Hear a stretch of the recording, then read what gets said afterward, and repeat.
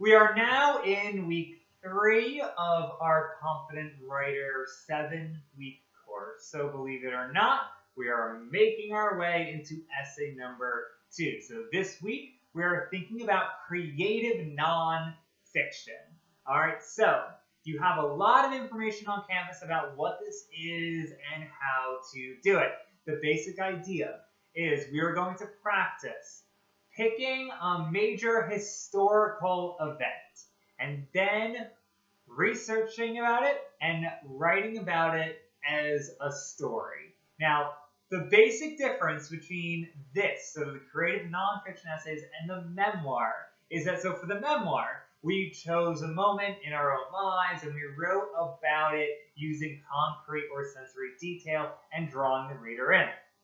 Now, for the creative nonfiction essay, we are doing the same thing. We're still writing a story using concrete detail.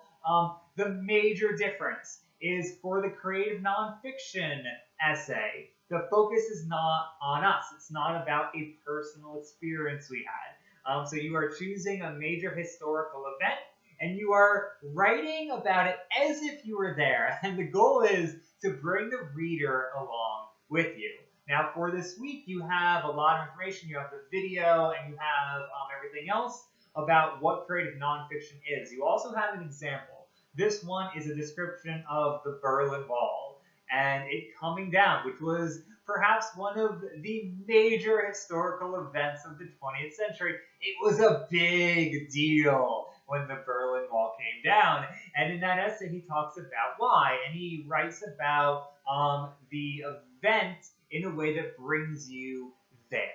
All right, so you have that reading on there. You also have the discussion board. Again, make sure you're posting at least 3 times to get as many points as possible. And then the other thing we are doing this week, and this should feel pretty quick, but it's just because we're getting all the required papers done.